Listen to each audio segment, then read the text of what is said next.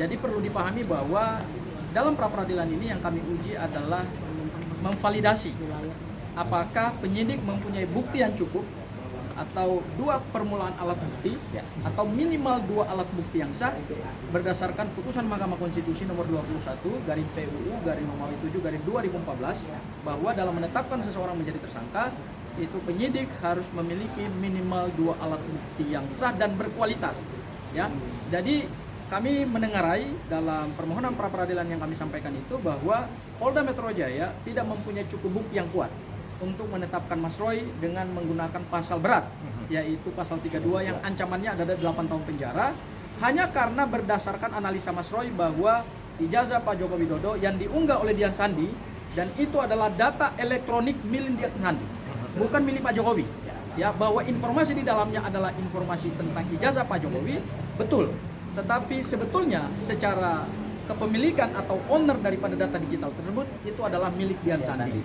Oleh karena itu, kami dalam permohonan pra-peradilan kemarin yang kami sampaikan pada hari Jumat itu, kami men-challenge Polda Metro Jaya untuk hari ini menyampaikan jawaban apa uraian mereka terkait dua alat bukti yang cukup atau minimal dua alat bukti atau dua alat bukti yang sah.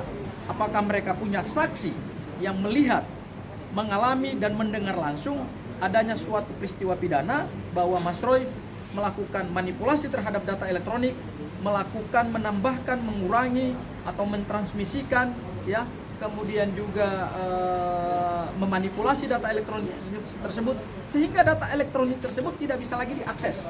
Karena sampai hari ini ijazah Pak Jokowi itu tetap menjadi ijazah analog dan masih bisa ditunjukkan oleh jaksa penuntut umum di persidangannya kalau memang ada ya, di persidangannya Bu Tifa.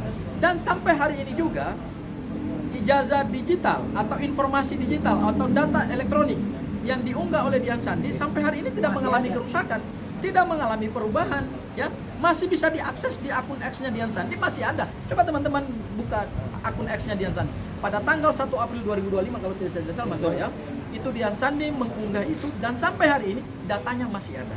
Oleh karena itu, dalam permohonan pra-peradilan kami yang kedua ini, kami masuk di dalam substansi pokok perkara, yaitu menguji dan memvalidasi dan menguji secara keabsahan apakah penyidik mempunyai dua alat bukti itu atau tidak. Dan nanti jawabannya seperti apa, itu yang kemudian kita tunggu. Ya, dan kemudian kalau hari ini Polda memberikan jawaban juga, kami langsung akan menyampaikan replik. Dan kemudian setelah replik mungkin langsung akan diikutkan dengan duplik. Dan agenda sidang bisa sampai sore ya Mas Bro ya. Oke, mungkin itu barangkali pengantar dari saya. Mbak Aya ada yang mau tambahkan? Silakan Mbak Aya. Assalamualaikum warahmatullahi wabarakatuh. Tadi sudah jelas, gamblang, secara terukur sudah dijelaskan dari rekan kita, Pak Gofur, sangat jelas, akurat bahwa hari ini agenda kita adalah hadir dalam kapasitas pembuktian dari mereka dua alat bukti tersebut.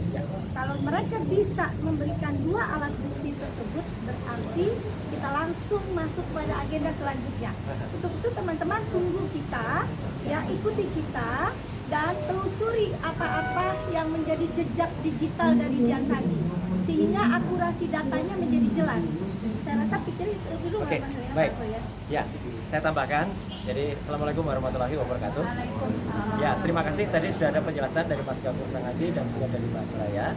Saya ingin tambahkan sedikit bahwa insya Allah selaku orang yang turut membuat atau merancang dan menuliskan naskah akademik dari Undang-Undang ITE, ya di pasal 32 itu, kalau orang yang bisa dikenakan itu adalah orang yang kemudian melakukan pengambilan secara tidak sah, jadi mencuri saja.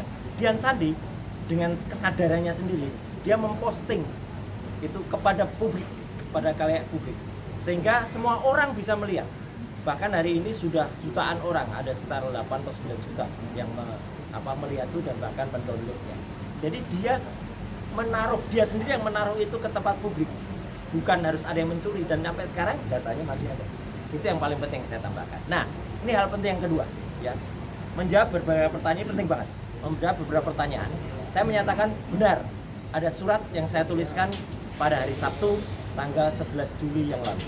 Surat itu menegaskan bahwa tim kuasa hukum yang akan mendampingi saya sampai ke sidang pokok perkara, tidak hanya di pra-peradilan, adalah tim yang selama ini sudah mendampingi saya, yang sudah berjuang mendampingi saya, yaitu yang antara lain isinya adalah Mas Gafur Sangaji dan Mbak Soraya, bukan yang lain. Jadi tidak ada lagi tim yang boleh mengatasnamakan kuasa hukum dari Roy Suryo, juga insya Allah juga Dr. Rifa yang saya tahu, ya, karena dia tidak mengikuti persidangan dan tidak mengikuti yang namanya pra peradilan dan tidak mengikuti eksepsinya Dr. Rifa, dan bahkan menegasikan eksepsi dan juga menegasikan pra peradilan. Kami ini berjuang tetap untuk membongkar ijazah Jokowi, ya, dan tidak ada boleh mengatasnamakan rakyat tapi dengan memenggal kepala orang lain atau mengorbankan orang lain. Kalau mau berjuang, penjarakan saya, bukan penjarakan klien saya. Saya ulangi, kalau mau berjuang, katakanlah penjarakan saya, tapi jangan mengatakan penjarakan klien saya. Ya, itu namanya mengorbankan orang lain. Saya kira teman-teman jelas apa yang saya maksud.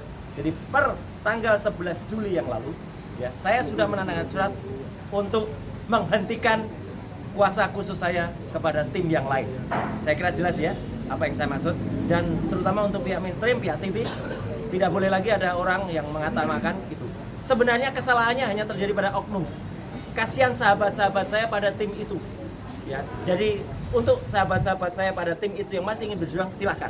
Dengan tangan terbuka, kami masih menerima kehadiran teman-teman, dan untuk masyarakat, ya, kami tetap berjuang bersama, tidak ada pengkhianat.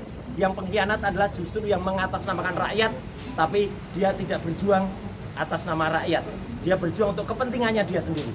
Apa itu? Silahkan terjemahkan sendiri. Saya kira itu yang paling penting yang ingin saya sampaikan. Sekali lagi terima kasih, terutama untuk media mainstream, media alternatif, dan juga untuk podcaster yang masih bersama saya, dan seluruh ibu-ibu, bapak-bapak yang insya Allah masih ada bersama kita. Sekian, terima kasih. Wassalamualaikum warahmatullahi wabarakatuh. Waalaikumsalam.